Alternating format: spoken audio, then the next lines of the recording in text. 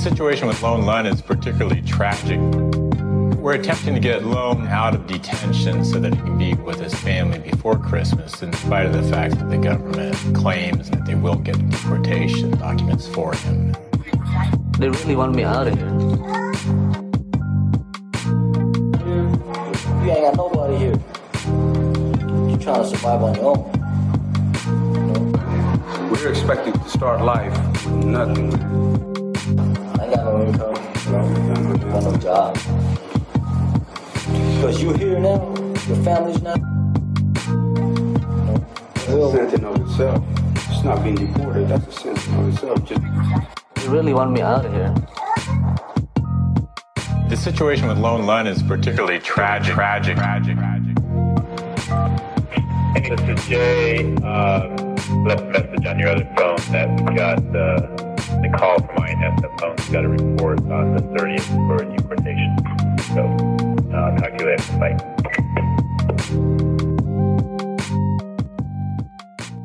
Hey, what's going on, everyone? Welcome to another episode of ChluyTalk. I am your host, Hella Chluy. So today's guest is Loeun Lun. He's been in Cambodia for over 20 years, I believe. There was a documentary on PBS that I remember seeing like a long time ago, and I saw one of his videos suggested on YouTube because I've seen him uploading, sharing his stories and experiences since he's been in Cambodia. So he's actually from my hometown, so like, you know, the Pacific Northwest, Tacoma, Seattle area. So like, wow, this hit home. I wanted to reach out to him. So I emailed him, and now we're here speaking. So I definitely want to share his story on my platform and just kind of like create awareness for like immigration and stuff like that. You know, like I want to build a relationship with Loeun Lun and as well as other deportees. So just also let's support his channel. He has a really great YouTube channel called SentencedHome, and he's uploading episodes very frequently with different guests and former gang member stories. It's really interesting. So without further ado, here's Loeun Lun. How are you, Bang? I'm good, thank you. I'm good. Good morning in Sir Khmer. Good morning. Yeah, Good morning. It's about 8:40. 8:40. It's 8:40 p.m. in New York.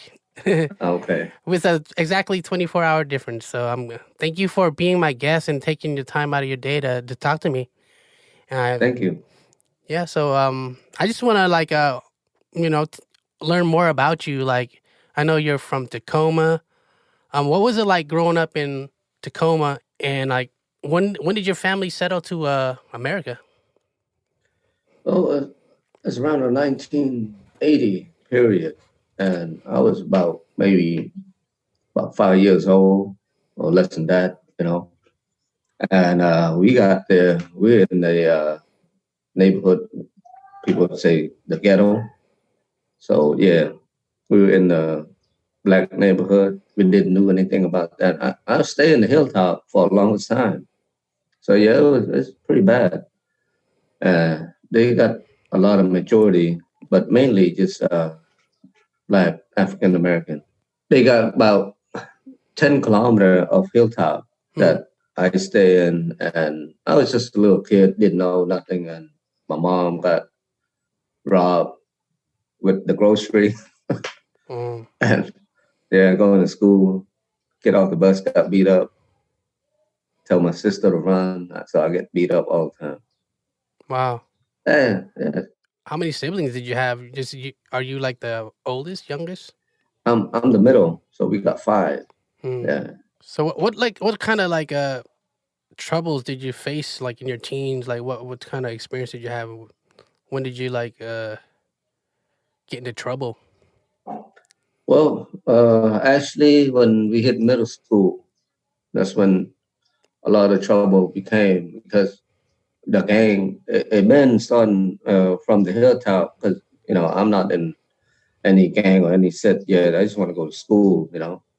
And it started from there with the hilltop. They always thinking that a lot of Asian is some kind of gang. Mostly I got picked on with a lot of other Cambodian people, a friend of mine. So they was thinking, different gang, they just think that we're there to take over. but we're not.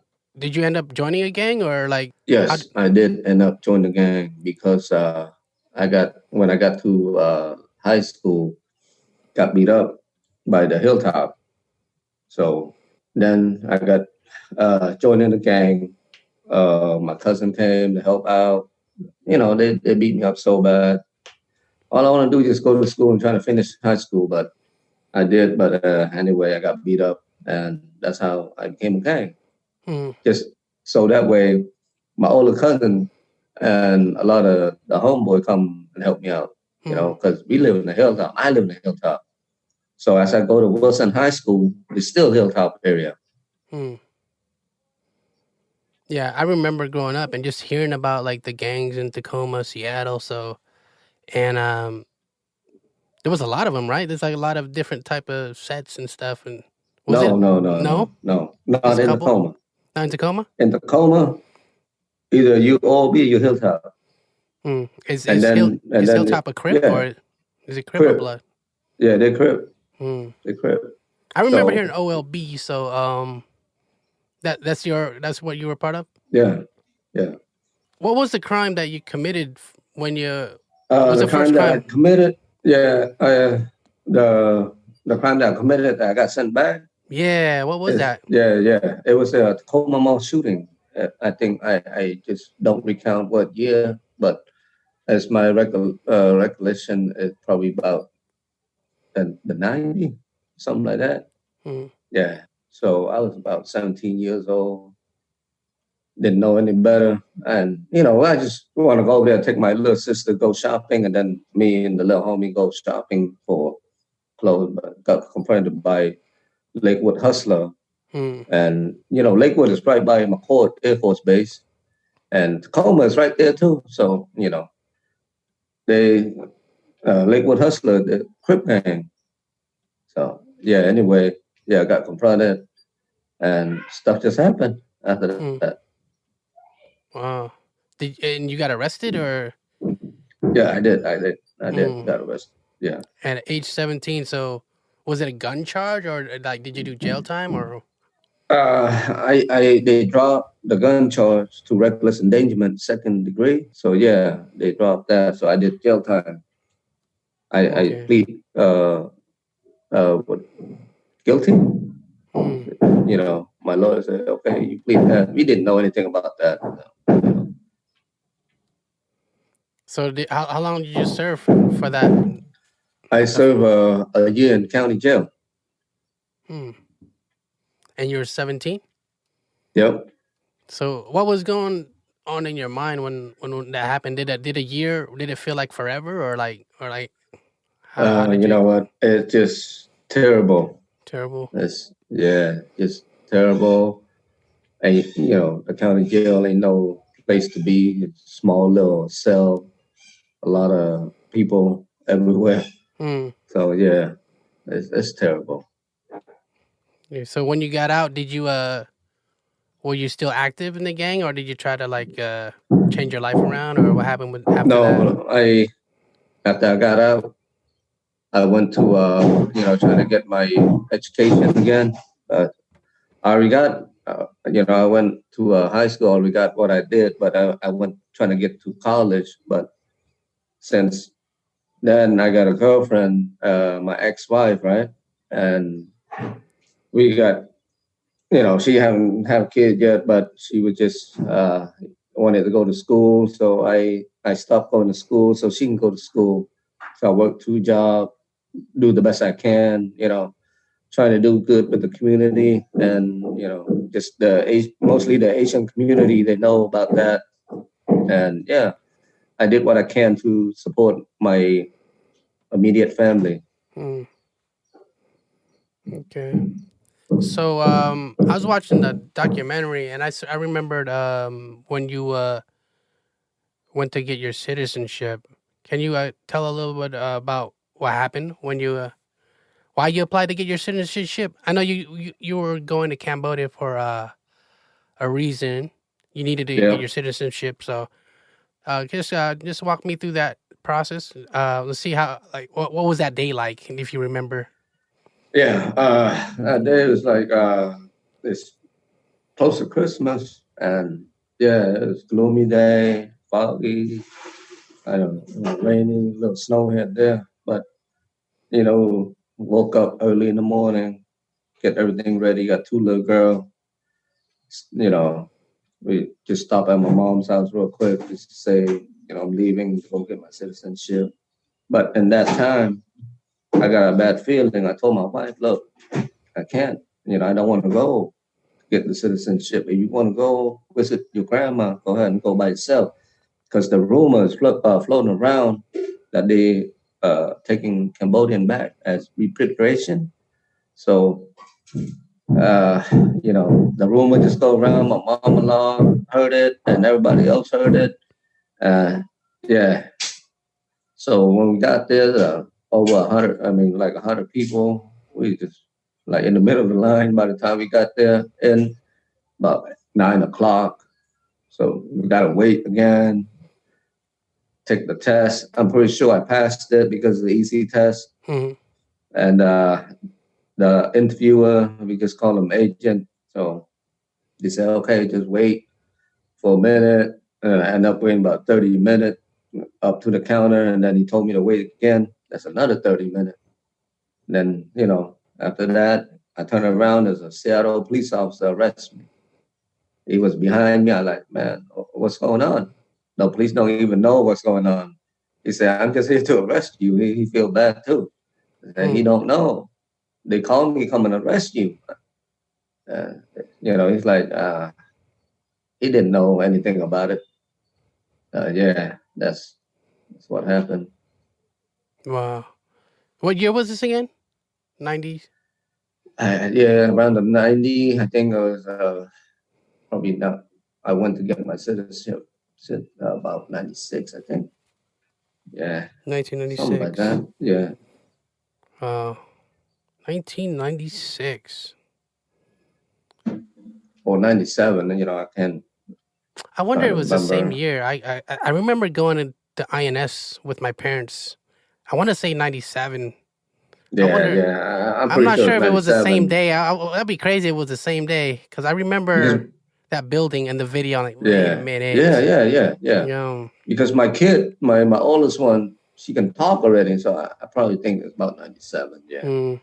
You might be right. Yeah.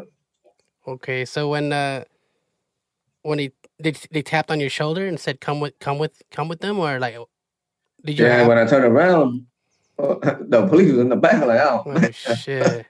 Like I said before, like, man, I got fired my first day at work. Wow. Yeah. So what was your reaction? Were you scared? Like what happened? Did you know what's up, or did you kind of have a feeling? I just had a feeling that it's going on, but the reaction, you don't have any more reaction. Right. You be like, you're looking at your wife and your kid, be like, oh man. And then after that, you be like, it just you feel like you got no reaction. It's just there. It happened. You didn't even know nothing. Wow. You can't react to nothing no more. So yeah, that was an emotional documentary. I seen your kids and stuff. So yeah, I was like really sad. I'm like, damn. But shit. What was their reason? Is it because of that? They saw you made that crime when you were 17. They'd be like, because you did this crime, you're getting deported? Is that what it was? Yep. Damn. It was that crime.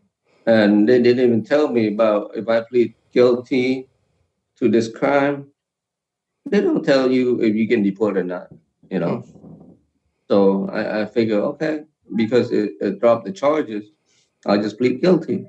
You know what I mean? Yeah. So I was like, okay, I plead guilty for it. Wow. Would the circumstance change if you were to plead innocent, or like would it affect your immigration status? Honestly, to tell you the truth, I have no clue. I have no clue. It's all up to the lawyer. I don't know what's going to go on, Yeah. That's that's why I was wondering, like crazy, like you were 17 and you already did your time, and I think that the law was like they were really strict with like the immigration stuff. Like, are you guys like the first round of deportees? Yeah, I was the 7th round. So yeah. and I was the seventh round. It's like the guinea pig. It worked out for them, and yeah. You were detained for a long time before you even were sent to, right? So Khmer, right? You were like... Yeah. I was there for like 3 months, and they shipped me around all over the U.S. Wow. Trying to wait for the consulate. So they keep shipping you around here and there, like California, Arizona, other places, and then back to Seattle again. Damn. Yeah. And were you able to communicate with your family, or was it like, are you in a cell? Like, what was that experience? Yeah. I can anytime I go like California, I can always call my family because you have to buy these kind of card that you press in the number, it just reach through to your family. Yeah.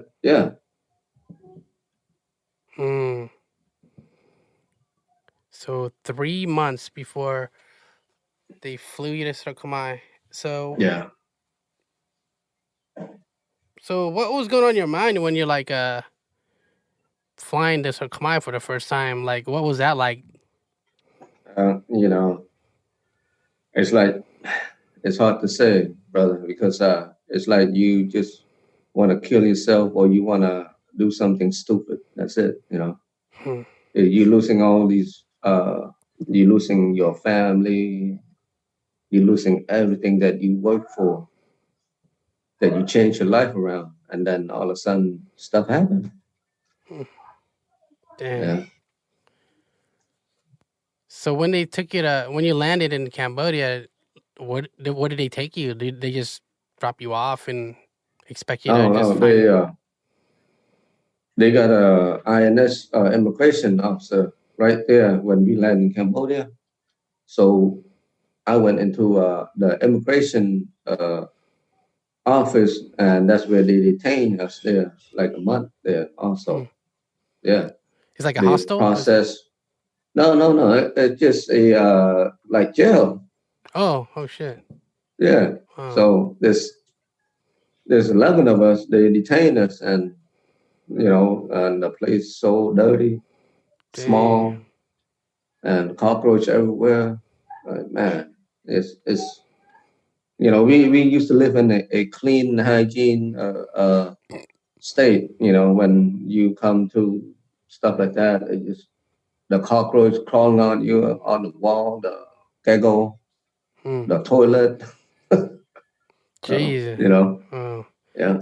How long were you there before you where'd you go after that? Like, did you have the family members, or like how'd you start your... Well, actually, I didn't have any family member. I got my wife's side that she wanted to come visit her grandma before she passed, right?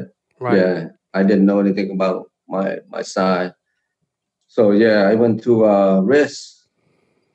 They help us out. They're trying to find family, where you at, and stuff like that. Okay. So it's been 20 years? Yeah, a year. Wow. Because it's 2021, 20 years. Straight. So, like, what was it like your first few years? Like, what'd you do for like work? How'd you survive? Like, can you share some experiences? Yeah, first couple of years, your mindset is still wandering around. So what you do, you get stressed out, go to the beer garden. But the love for my wife and the state, my kid, is strong. I didn't discommit her in a way that we got married. You know what I mean? I just go drink, come back home and sleep, do the same thing. It's like Groundhog Day. Yeah. Every day I do the same thing. Just go there and drink, talk to people, get to know people, come home, sleep. Yeah. Okay. Sleep. With all that in mind, brother, your mind is racing. You want to kill yourself, but I keep on thinking, because my mom and dad raised me this old now, if I kill myself, it's too easy. very easy to die than to live, you know. Right. Wow. I'm glad you're alive to tell your story. And do you see anything positive, or like, do you have any like spiritual, like or eye-opening experience? Be like, yo, Uh, my you purpose have in to be life. positive. Yeah. Yes, you have to be positive. Either that, you under the ground 6 feet. You know, you have to be positive. What I'm saying is like, no matter where you go, Hmm. I'm pretty sure God puts us there. You Hmm. know, because that's my thinking. And live where you at, learn how to live. Because if He put you there, you need to learn how to live and survive. And like I said, it's easy to die. It's hard to live. But if you don't appreciate life, you're dead. I Yeah. appreciate life, you know. That's Yeah. why even the hardship come through, it's like a roller coaster ride. But for me, I go through with the roller coaster every single day. Hmm. So, what are some like crazy stories that you have that you want to share in Cambodia? You know, going through without a job, how to support your family when you're in the down, and you got three little girls growing up. It's hard, brother, because without a good paying job, a little job, it's Hmm. really bad. You know, you got trying to put food on the table every single day. So Wow. yeah, man, it's hard. So every day you're working now. Like, what have you been up to? Recently, more recently. Well, I'm working as a personal driver, and like I said, it doesn't make much. Like I was working in the state, but what it does, it helped me pay for rent and food, a little bit of clothing if you need it, but mainly rent and food. You know, it's like I said, you know, it's not a lot of pay. At least I'm going through Hmm. what I can to help the family out. That's good. Also, I've noticed that you started a YouTube channel about your experiences, and you're interviewing, you know, other deportees and gang members. And I've been binge watching your channel, so there's a lot of interesting stories, and just creating awareness, and it's really positive outlook. So I really admire that you're not promoting gang violence and stuff like that. So I really, Oh, wow, it's really like a an eye opening experience. Just to hear you guys' yeah. story. So I'm like, wow. And Yes. how'd you start your Thank you channel? for yeah. Thank you so much for Congratulations with that. thank you for liking the channel. And Yeah. yes, we have a Send Home channel. It's just to raise awareness for people that are coming back, getting deported, you know, and the people that here that been deported. It's just to tell the people back in the state, look, this is what it is. Sometimes I just tell a story. It's not promoting gang violence. So I just want to let the youngster know that hey, we are back in the day is what we are, but as we got older, we knew what is right and wrong, and we want to make sure the youngster don't do what it is. And if you can, you know, you want to commit the crime, you better be ready to do that time. Right. That's why I really like your channel, because you guys are trying to educate the young, so they don't make it mistakes. Like you know nobody wants to get in trouble with the law, 'cause, you can ruin your life. So definitely respect you guys for Yeah, just it's just sharing your not that experiences. when we talk about deportee, we want them to know that hey, if you get deported or whatever, just relax, couple months, chill, learn how to ride a bike, learn to understand the law of traffic here in Cambodia. It's really, really bad. So if you don't understand the law in Cambodia, either you get hurt or you get killed in Cambodia. The traffic law is so bad. So you have to understand, just relax, you know, just come here and watch the local do what they do and, you know, just dress like the local, mingle in. Nobody knows what's going on, you know? SentencedHome is the channel, right? Yes. And I'm definitely want to promote your channel. So also, you know, if you guys are watching, you guys could if you guys want to help out Bong Lun, I'll leave his Cash App info on the screen, and you know, anything helps, and so that he could provide more content. Like he's uploading episodes almost like every week, so it's like I definitely want to show love and you know, maybe get some new headsets for him. You know, he's on a one headset. It's on his last leg, so. But I appreciate that you guys are still pumping out content consistently with what you have. So I have confidence that your channel is gonna grow and more people's gonna get interested in these stories, and it's gonna do well. And you know, you guys are doing a positive thing. It's educational. It just, you know, it's just I'm tuned in. You know, I've been binge watching. You know, every episode's different. You know, different people, different experiences. There's some deportees that are like, you know, like the Basset's son. He opened a Cali burrito. So like, wow, he brought Cali burritos to Come on, I'm like, that's dope. You know, I was like, wow, much props to him. So I was like, I love to see it. You know, I love to see people turning like a negative situation to something positive, and I love it. You know, to see people that there's still light at the end of the tunnel. They can still change their life. They still make something happen. You know. Yeah. Yeah.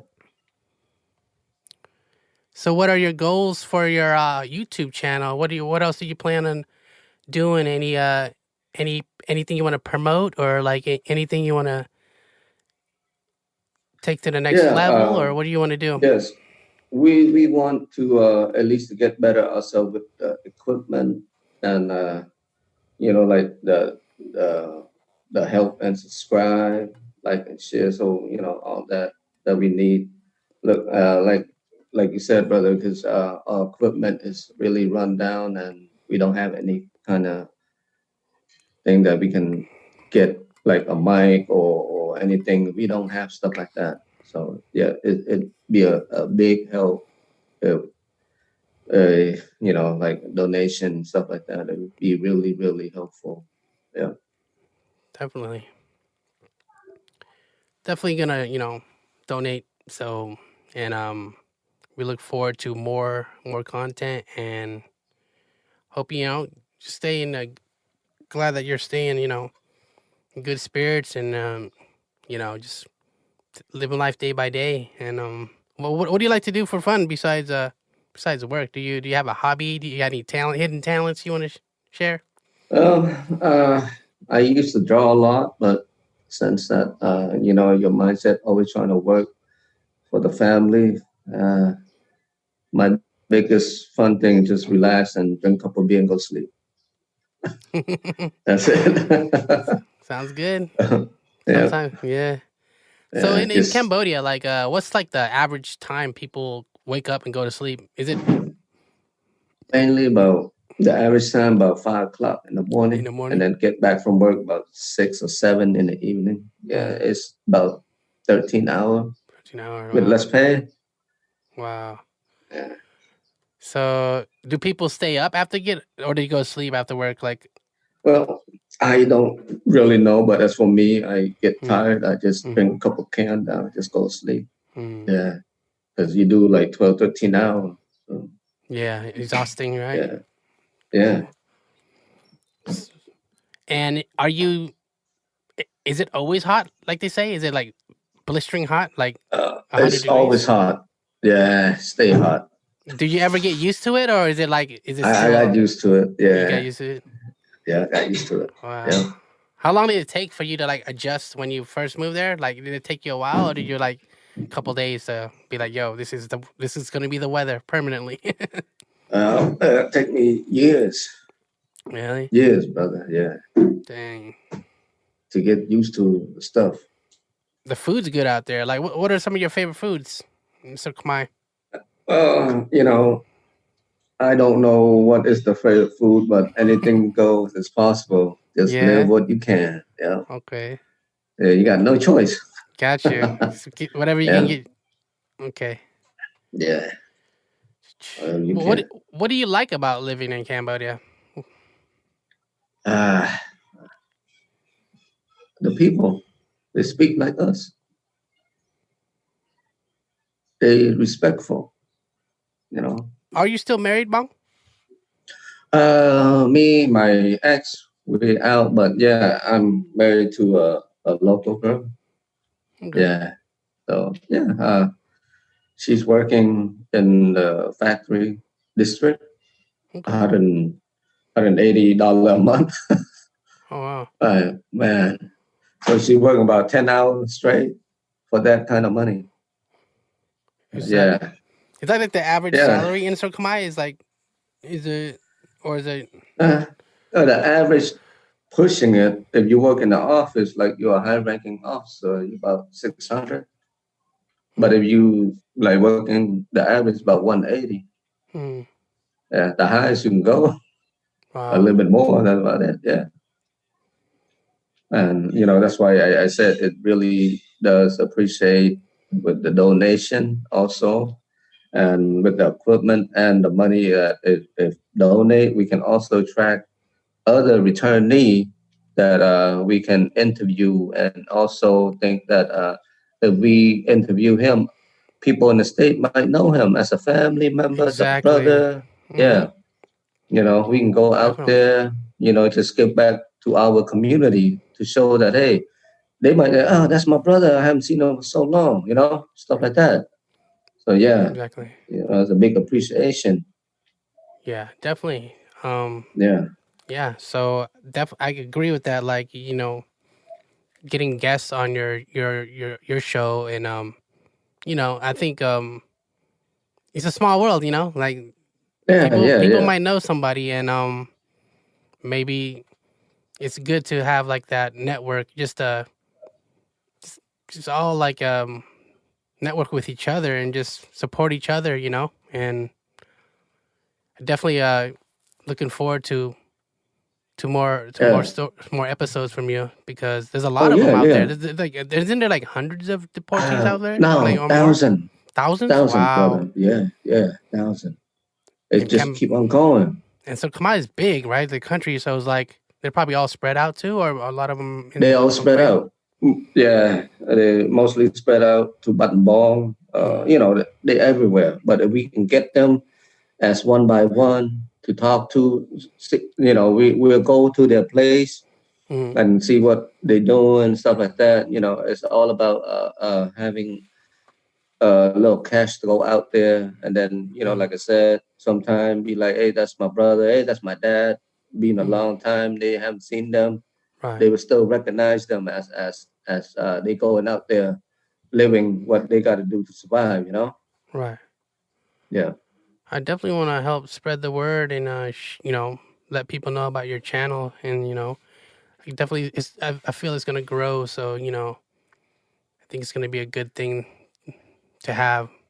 Your channel yeah, is a very important channel, and I'll do my part and try to spread the word, and put you out there, and and I'm pretty sure we could build something where people will come to you, they'll email you, and maybe appreciate it. other returnees or deportees, like so far, is it like, how's the deportee community? Do everybody get along, or is it like America too? Like some people don't get along, or it just We, depends. brother, we all get along. That's good to You hear. know, yeah, because once you get here, it doesn't matter what gang you are. We just one big family as a Cambodian, Khmer.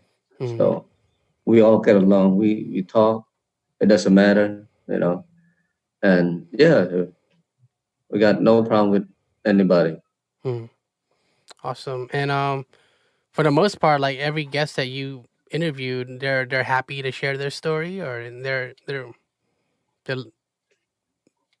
it's pretty, Yes, yeah. mostly they all happy to share the story because they also want to know, because sometimes they don't have support from their family. They stop supporting, or they didn't know that their kid growing up back in the state, and they're happy to share the story, and or their homeboy finally knew them that he got deported, send some money, stuff like that. They just do to get it through to the other side, to the state and stuff like that, or to the Western world. If you lost a loved one here, if we knew, we try to tell the story, rest in peace, Right. so that the family in the state know that he had passed. Wow. I have some friends that are deportees. Maybe, I don't know if you may know them. Maybe I could refer them to you to say like, yo, my friend has a channel, SentencedHome. Maybe they could be a guest. Can I refer them to you? Yeah. Because That'd be awesome. They'd have good stories too. Because I think one of them was on like a documentary that was on TV as well. So I'm not sure if you've seen it. I think it was called "Deported Back to Cambodia" or something like that. I seen a lot, but I don't know which one was your friend. Yeah, so I seen a lot. Yeah, I have a few friends, so maybe I could just point them in that'd be great. point them your way, swing them your way. So just different, just content. Everyone has everyone has a story. Some people are they got like a farm. Some of them started like a tourism business. So it's like it'll be great content. Good. Yeah. Good for the just viewer. Show that we are raising awareness. Raising awareness and showing like people are doing what they can to make it work, make it happen. Yeah. It's not the end of the world. Right. So what are your like long-term goals? Well, just to keep on pushing what we're doing right now. Me and the homie and the other homie. So we trying to, my long-term goal is just trying to raise awareness, because these deportation will never stop. Yeah.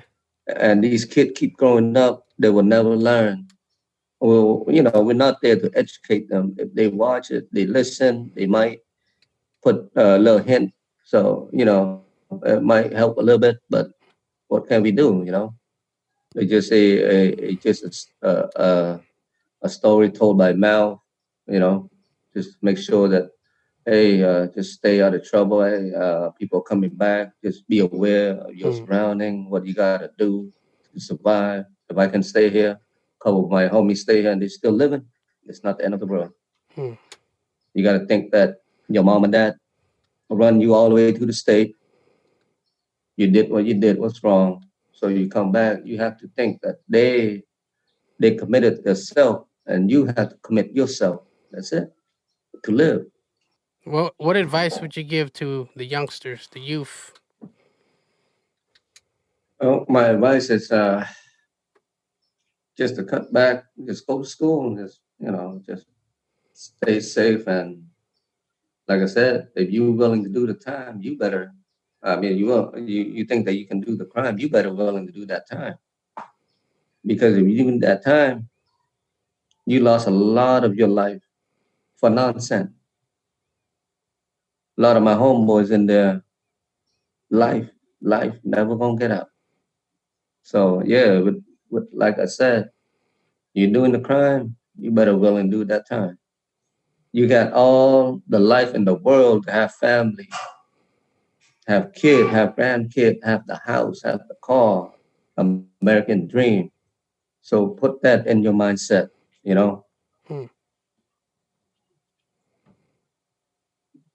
That's why I want to tell these younger generation, be like, hey, don't do it. You got a lot to look for in the future. Just look at us. I work, 12, 13 hours sometimes, get paid a little bit, just barely surviving. It's like a lot. It's hard work for very little compared to out here. Yes, very, very hard work. You stay up, those 12 hours you stay up. You only can, for me, I spend $1 a day. I don't even want to spend that because the money is so low.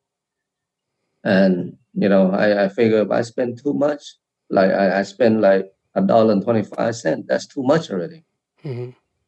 Yeah, because I figure that my wife got nothing to eat, my kid. So yeah, it's really hard. There's no laughing matter in Cambodia. If you're willing to push your limit, just stay alive. Don't commit to anything crazy at all. Thank you for that. Yeah. Is there anything you want to share or promote? Any shout outs you want to give to anybody out here? We want to get a shout out to Crazy Clown Bloke. He's really cool. He helped promote our channel. So yeah, and a lot of people that help donate. I don't remember their names, so just shout out here and there. They help us a little bit. And shout out to all the people that help donate. Thank you so much, and really appreciate. And yes, thank you.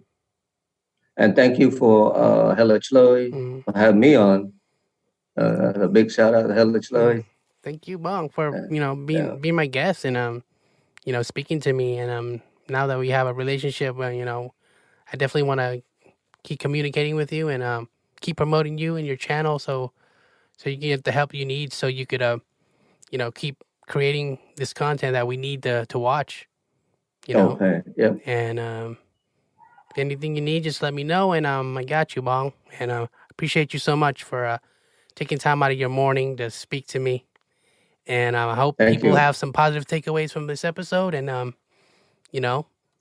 until next time, thank you so much, Bong. Thank you.